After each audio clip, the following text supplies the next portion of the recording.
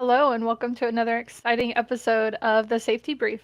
As usual, I'm joined by Mike and Matt, with an addition of a new face today, Josh.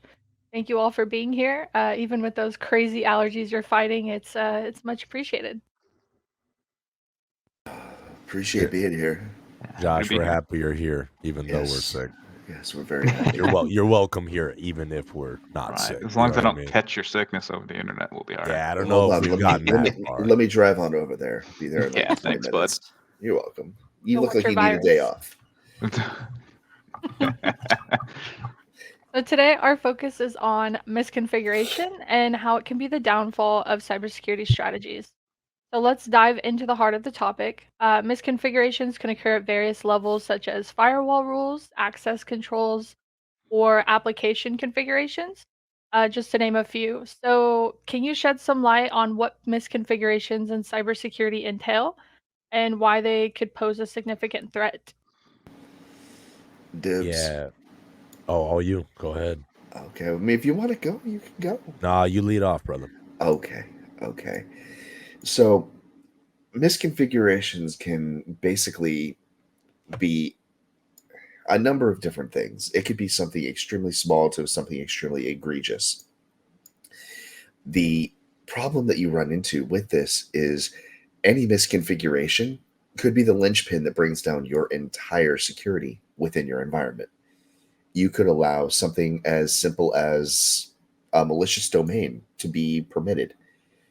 You could have an incorrect syntax in something that you're adding for an allow list that adds a much larger hole than intended. You could allow remote RDP connections to come in and not have them blocked on your firewall. Uh, there's a number of different things that could actually be put in there, but they are short of the employees themselves and humans in general. They are the biggest things that will cause you an issue within your environment. Yeah, it's well said, Matt. I think another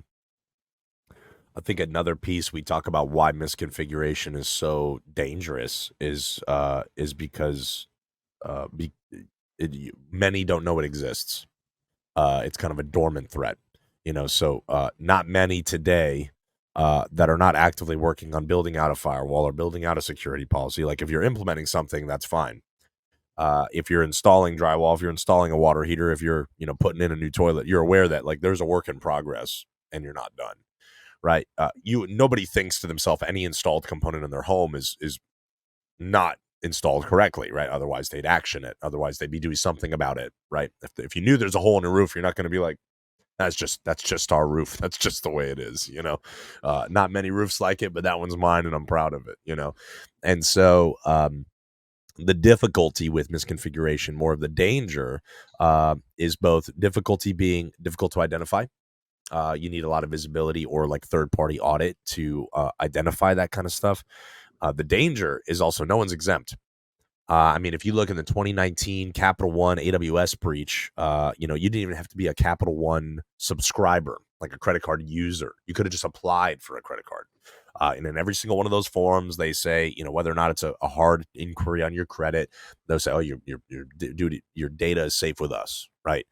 Over 1 million applicants, not Capital One customers, applicants' data was leaked via an AWS misconfiguration in the S3 bucket. That was 2019. We had another use case where it was Twitch. So for those watching on Twitch, you already know what Twitch is. But Twitch, also owned by Amazon, ironically, their streaming platform for esports, online entertainment, whatever it is. And there were even source code leaked and pay stubs. So people's payroll, like what content creators were getting paid, was leaked. And I don't know about anybody on this stream. I don't know about anybody watching, but maybe we don't all want our pay stubs on billboards on highways, right? That's sensitive information. And then Microsoft was so kind. We gave us another recent example in September of last year, I believe it was, with their, I think it was machine learning or large language model AI research that they were doing. 38 terabytes. 38 terabytes. That's 38,000 gigabytes of data leaked due to misconfiguration. So what's the point? My point is, if you look at large entities, AWS, Capital One, Twitch, Azure, through Microsoft. These are not small enterprises. They have plenty of spend, plenty of capital, plenty of resources to implement these things. But sometimes it's just not done right. And so I think it just calls attention to, number one, the reputation of those implementing the security controls, that it isn't something that every day, and I don't say everyday IT engineers to diminish the significance of the role. It's an incredibly important role. But I think the days of dual wielding basic IT support and security are over. And I don't mean that in a defeatist way. It's just it's gotten too big, too quick, with so much to manage.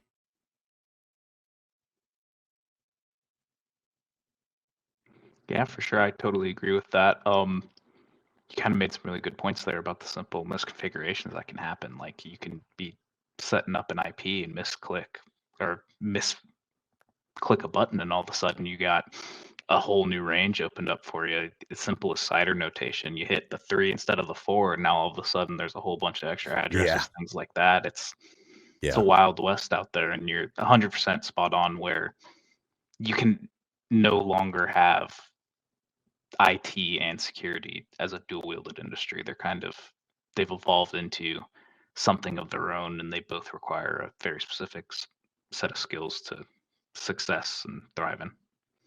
Yeah, Josh, that's a good point. Even with the cider notation, right? Like, there's one number difference between a /16 and a /26, and that is a massive, massive difference in how big that port or firewall rule could be, right? And so, even the differences between private and public IPs, being able to, in our industry, not trying to get too technical, but there are ways that you could be one number off, and that is a large margin of error, right? And so not creating overwhelming chaos sentiments in the stream or the recording by any means, but specifically highlighting the margin for error exists. It is not a hard target to hit, to land on misconfiguration. And I know we'll unpack it more further, but we're assuming that it's a set and forget, but like, okay, if we went through and enabled MFA for all users, that's great. Somebody could disable it in 6 weeks, 6 months, right? So like, how do we identify that, right? Even after we implement this really good security practice. So definitely a relevant conversation.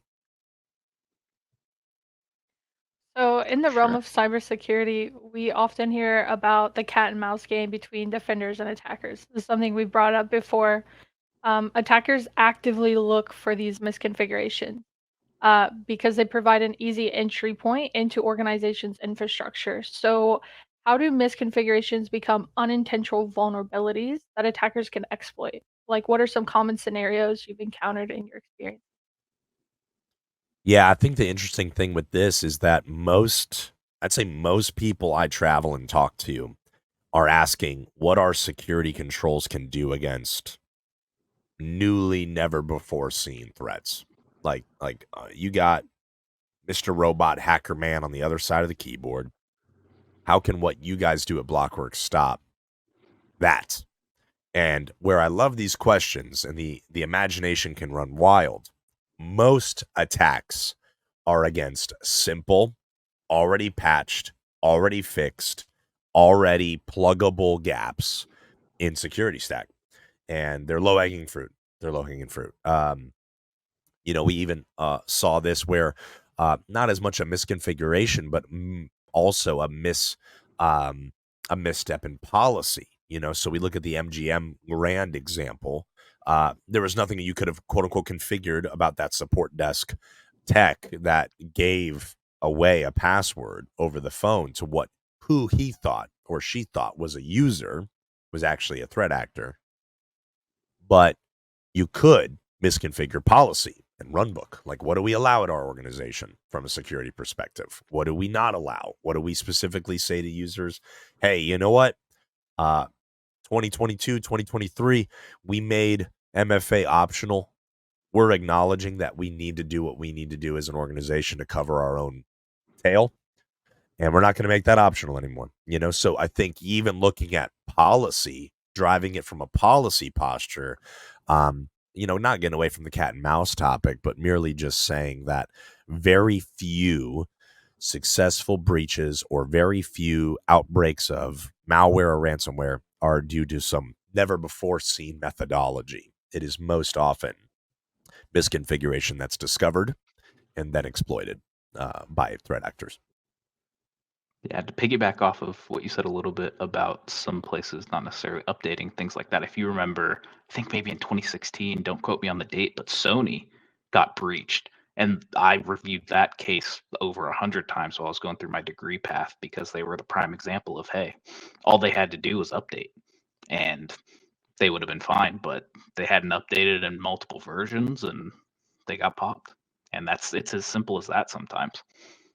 As a attacker, like there's literally scripts out there where you just let it run overnight and it'll go search entire IP ranges, entire domains, whatever you want to kind of run it against. You just kind of set it, forget it, and you come back in the morning and you find all these things and go from there. So it's always an attention to detail and the simple things that can lead to disaster happening if they aren't properly accounted for. I always say that you should be validating your stuff internally. Main reason for that is if you're not validating internally, somebody else is going to validate it for you, and you're not going to like the results of their validations.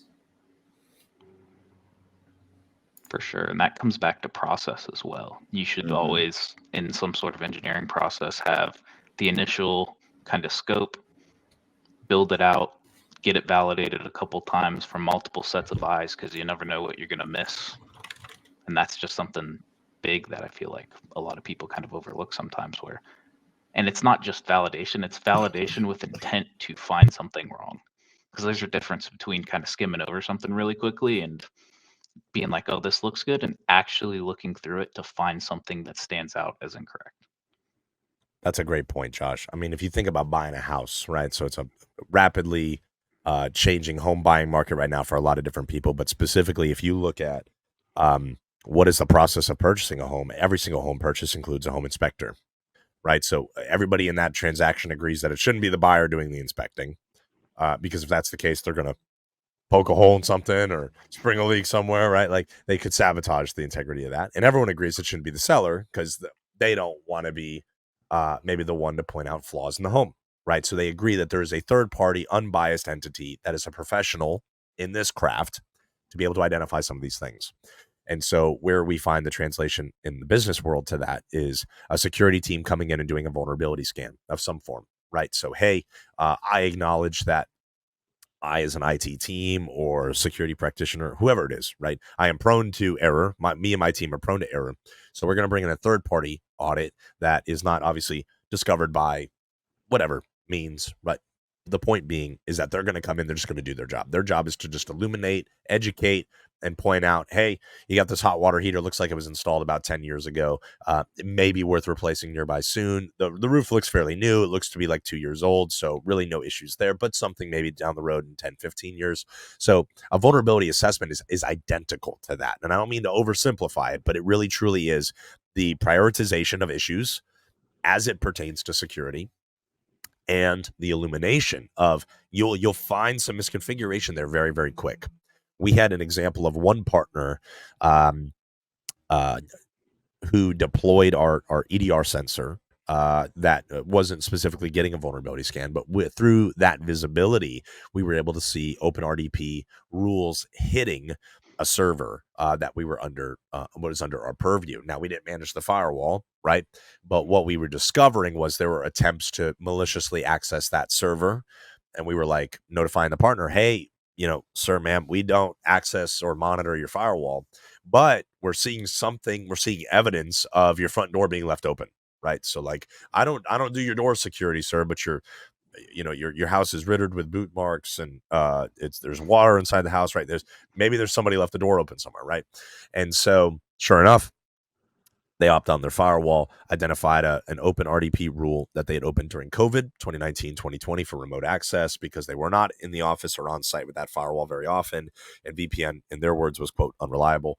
And so, but sure enough, that was a misconfiguration, right? That could have been hardened. That could have been more secured than it was. But it was discovered through security tools looking for identification of potential misconfigurations. So again, it's not a, and this is something that Blockworks culture is going to have a strong relevance in. It's not a blame game. It's not meant to incriminate. It's not meant to incriminate. It's not meant to point fingers. It's meant to educate, enlighten, and hey, under our core value of winning and learning, if you learned something you didn't know yesterday, then we're winning, right? And so, as it pertains to misconfiguration, few are exempt from this matter being applicable to them. The honest ones will say, watching this, yeah, man, I feel that. I feel that. I feel like there is a delta of misconfiguration in my own implementations, whether it's email, cloud, RMM, whatever. And I don't say this to scare as much as just rid us of complacency. That there's proactive ways to find out about misconfiguration, and then there's really poor quality of life reactive ways to find out that that there is misconfiguration, right? So again, that cat and mouse piece is you have to stay in front of the attack rather than wait for one to happen to find evidence of misconfiguration. High likelihood it's there. So just assume that at the gate. Now start looking for it. For sure. It's kind of like taking your daily vitamin. If you don't want to get sick, take your vitamin. You're probably all right. If not, you got a higher chance of catching whatever's going around. Yeah, shots fired. Josh received. Thank you. Yeah, if I don't take my vitamins, I'm going to get sick. Yeah. No, I had to get one off on you. No, valid. 100% valid. So something that we've actually kind of brought up and touched on a little bit today is the human aspect of misconfiguration. How do human errors contribute to these misconfigurations, and what strategies can people implement to mitigate these risks? One point I'd like to highlight here is the want for over whitelisting and not wanting to deal with proper configuration or proper tuning. We've had a couple people come in and say, "Hey, I want a whitelist of this with a wild card at the end," and things of that nature. And I think y'all touched on that really well. And I liked your analogy with the home inspector because you have that outside aspect, that outside person to let you know, don't think that that might be a good idea, and this is why. No, for sure. To kickstart us on this one a little bit, I think this is where we walk as security professionals a very interesting line because you can make the most secure, most access controlled environment in the world, but then what is the user experience like? Because if the user experience is absolutely miserable, they're going to send you packing because it's an unusable system. So what is the fine line between properly implementing security solutions and then still having it be a pleasurable user experience? Now that changes per industry that you're supporting and things like that, but education is a good way to start because you're not always going to be able to have the tightest, strictest policy and rules in place at all times. So educating end users, educating security professionals properly to avoid these misconfigurations, to know not to click on the link that says Amazon with a 0 instead of an O, like little things like that is kind of where you get the ball rolling. And then from there, building a little bit of a rapport with your end user base to be like, hey, I know that this may not be the happiest way to do this kind of thing, but it is the way that we're going to have to do it in order to prevent a large scale disaster, if you will. And then just kind of going from there. It's a little bit of give and take, and you can be the best security professional in the world, but if you don't have an educated end user, it means nothing.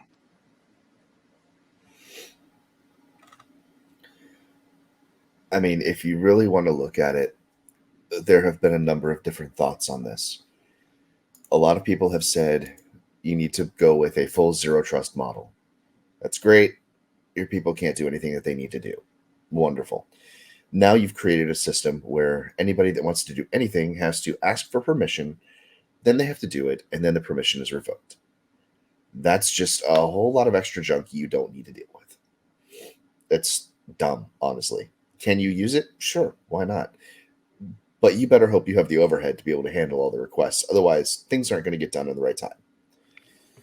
Then there's the other option of, we'll use this for our example, because there are MSPs out there that do not leverage our solutions.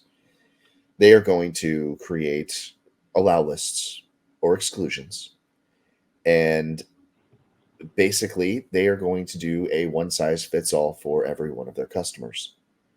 Did you know that when you create an exclusion, if it is for one customer, but it has implications for another customer that it will also be applicable for based on using a generalized policy, that you're supposed to ask, or you're supposed to reach out and actually confirm that other customer is okay with it being applied?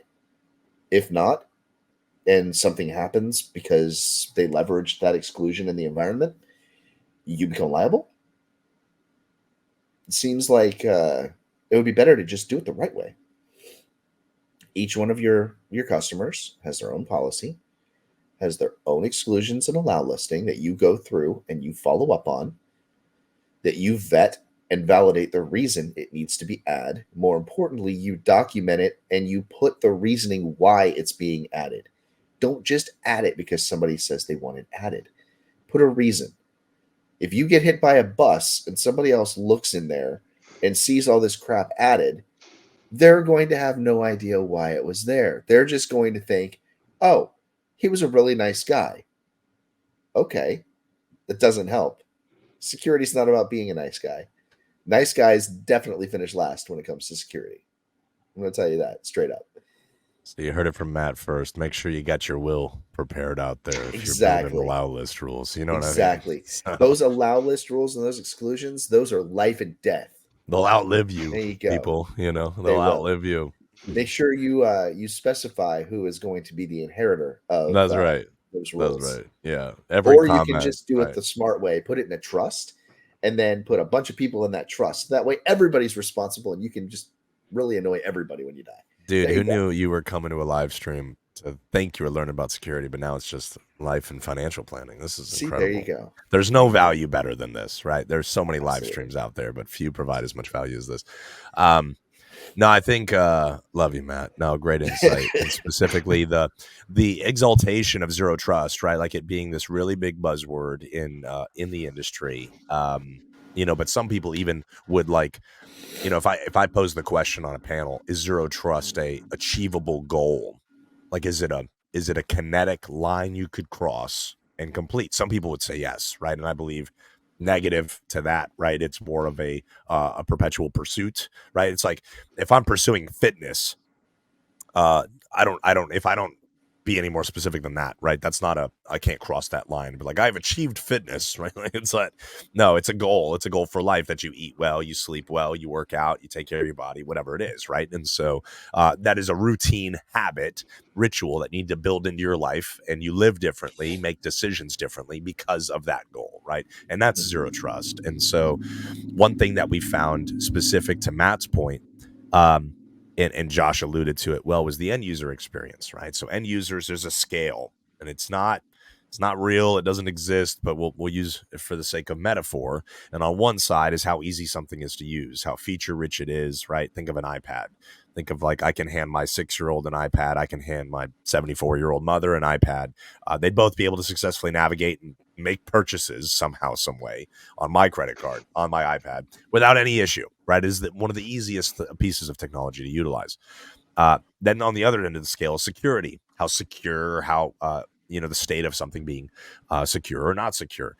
And so if you look at, like, for example, got a friend whose mother passed away, and then obviously his father was left widowed, and wanted to look for a new community for him to live in, right? So obviously travels by himself, doesn't really have anybody else that lives with him. So they were looking at between two different communities. One was like a more public, no HOA, drive in, reach the house kind of community. The other one was a gate guarded HOA, a little bit more costly, obviously, community. And the question was of, which do you prefer for grandpa to live in, right? And it's the reality is number one, grandpa may hate HOAs, so that'll play into it, right? Just at the get, right? People just may hate policy. People just hate being told what to do, right? And so there is an innate nature in every human being that we don't like being told what to do, right? So there's that aspect. But grandpa, pop does like the pool. He likes the billiards table. He likes all the benefits that can come from, a nice community that's HOA. So what's the difference? Number one costs a little more, and one is a little less maintenance, and one's a lot more secure. And so if you look at the differences, and this is not a plug for HOAs, I'm not an HOA person myself, but specifically identifying that there is inherent value attached with a couple of things you're giving up. One is a little bit of cost per month that everyone in the community agrees to. I see the value associated with that cost. I'm going to happily pay it because of XYZ. That's part one. Part two, what is the value associated with that cost? Well, I see that I don't have to mow my lawn. I don't need to care for the grounds. If there's a paint issue, if there's something around the community that I would normally have to be responsible for on my property, I don't have to do that anymore. I've outsourced that. That's HOA, right? So people that will lean towards that see the value. But the other piece too is the security aspect. Is it harder to get access to a gate guarded community? Yeah, it is. And that's the design. Right? It's not meant for everybody to get in. It's not meant for everybody to access. And so when people look at something like MFA as a security tool, they look at it and they see the nuisance that is trying to get into the gate guarded community, and they don't realize that there are neighborhoods where people break in. There are neighborhoods where people that don't belong in that neighborhood are just driving in and in the neighborhood, right? And so if it requires an awareness, a mindset shift towards the value of security. And hey, what do we get in the neighborhood with HOA and a gate guard? Well, we all get a little bit more better sleep at night. We all get a little bit more. I could let my kid run down the block and run back. And I know that, there's a delta of security. Our neighborhood has that where we lived didn't. And obviously these are generalizations. Not every gate guarded community is safe. Not every non-gate guarded community is safe. The point is that security and accessibility are two different ends of the scale. You have to find that medium. You have to find the balance between where can we have end users maintain their productivity and not be interrupted. But we also can't just let them adopt every feature Office 365 or any other vendor just dangles with a carrot in front of them and says, hey, we have this Otter AI or AI transcriber that you just plug into your Outlook client, and now all of your meetings are transcribed. What are we getting? Really high accessibility. I don't need to take meeting notes anymore. I just have this neat little bot that will just email me all my meeting notes, right? High accessibility. I feel like I got God access now to hack the day. Where's the security, right? And that's not picking on Otter. That's not picking on AI. But the question has to be begged, right? What feature are we adopting and what are we sacrificing potentially on the security side to use that feature? I love that you use the HOA as an aspect, and I think it allows us to highlight Blockworks a little bit and the hard work that's put into the services provided by us. So I'd like to highlight some key strategies that we practice for better configuration. I'll start by pointing out our amazing white glove onboarding process. We have someone who's fully trained on the platform who is going to configure the portal settings complete for each tenant under each MSP for best practices, ensuring that that's being utilized. Something like the HOA that you brought up is another good analogy that Rango brings up quite often, Mike Tarango, which is we sell the samurai and the sword. So it's nice to know it's not just an open neighborhood. We've got the neighborhood and the HOA. So what are your thoughts on that and the services that we provide? Ooh, do I get to chime in on this one? Because if I do, it's going to be really scary. Just If letting you you'd know. like. Oh, is this doom and gloom? Is this the doom Nightmare and gloom fuel. plug? Hold on. This is the nightmare fuel plug. Here we This is go. where, all Yeah. right, doom and There gloom you coming go. in. There we All go. right. All right. There we go. Yeah. Uh, I'm sorry. s- If you're on audio only, you're missing a really novel time on the screen. You seriously got to are. convert for the video part. You really do need to. This All right, is Matt, this take is it where away. we have fun. Haunt their Okay. dreams, dude. So one of the things that we do is we make sure that everything in our stack has been validated. Not just validated by us, but we look for third-party validations as well on everything that we like to use. That being said, our endpoint security solution was validated by the best in the world. They found that the leading stack, which involves Microsoft Defender, why you people think Defender is a security product, I don't know. There has been no proof that Microsoft is able to defend themselves. So how are they going to defend you? But we did some efficacy testing. Well, not we, the company that validated the solution. And they found that Microsoft, out of 100 samples, was able to understand and recognize 5. Not 5 with a 0 or any other number past it. 5. How does that make you feel? Now, that's part of Betrayed. it. See, there you go, betrayed. Now, somebody go find the knife that's in his back and pull it out. Go Microsoft back. always has my best interest. Microsoft always has your best interest when they're selling your data, but we get into that. So we go through and we validate and we vet everything that we could possibly have. When it came to EDR, we validated the EDR. We validated everything that we could do with our EDR. We validated everything we could possibly do. What add-ons could we build? Not what add-ons could we import. What add-ons could we actually build to provide value that we knew would have efficacy? That's what you really need to look for. That's what you want in your environment. That's what you want as a partner that's fighting for you. You want somebody that's going to stand in front of you and say, "We got this." You can rest assured. You can do what you need to do. Go build your business. Go sell. Go do the things that are important and stop chasing fires. You've got a team to handle that. If there's something you need to be alerted to because it's critical, you'll be alerted to it. But you know what? That alert doesn't mean you have to do anything because we're all over it. That's what you need. That's what we do. That's how we provide things. And that's why our services and our offerings stand apart from anything else that's out there. Yeah, that's well said, Matt. And I just want to break the fourth wall here, if you will, with the listeners and the viewers. How we come up with our topics for the safety brief is super organic. So if it is coming up here on the live stream, there has most often been a recent case or case study where we have seen a gap that is worthy of addressing. So today, February 8th, we find ourselves on misconfiguration. So under our practicing and what we do, we run across this fairly often. And there have been recent cases where partners will either come to us or, come to us before or come to us after saying, "Hey, I was utilizing XYZ tool. You, Blockworks, utilize XYZ tool. This tool fell down. This tool is insufficient," is the interpretation, right? And then we get under the hood and we start looking and examining some additional things. And again, if I remember seeing a video recently, I don't know what platform it was on, but it was something about the katana as a sword and how form and how like delivery is so important to be able to successfully execute a cut or whatever it is, right? I don't know what I was watching, Want to Be a Samurai or so who knows what, right? Maybe Mortal Kombat spinoff, but specifically what it was pointing out the form, not the weapon itself, is also intricately important. And so, yes, we live in an industry that is riddled with tools. We may use some of the same tools that our partners use. We may use some of the same tools that competitors use. But really, truly, the form and the process that you apply to these tools is relevant. It is relevant because, again, it's not one-size-fits-all security.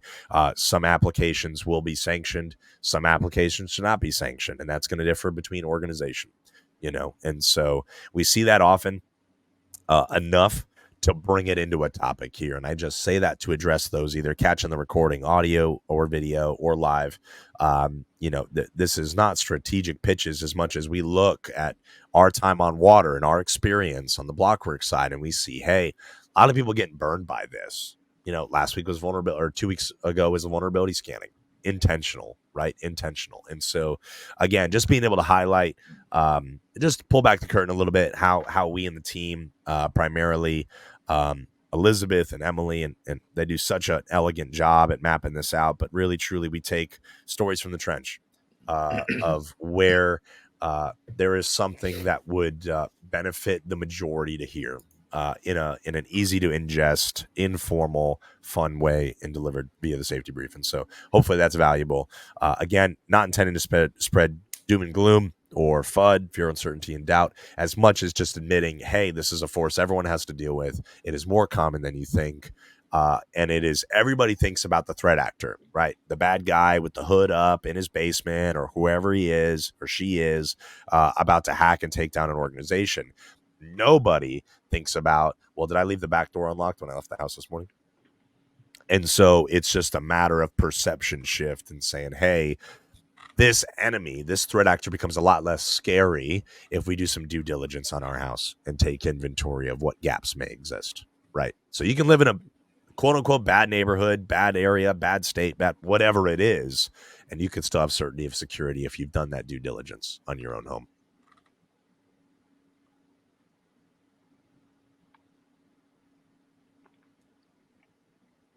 I love that you bring that up. I think it's really important to remember organizations should establish a culture of accountability and continuous improvement to promptly address any identified issues such as misconfiguration. As we conclude this discussion, I'd like to express my gratitude to you all for sharing your insights, as always. To our listeners, thank you for joining in on this episode of the Safety Brief. Stay vigilant and stay secure. And thank you so much for watching. Thanks, everybody.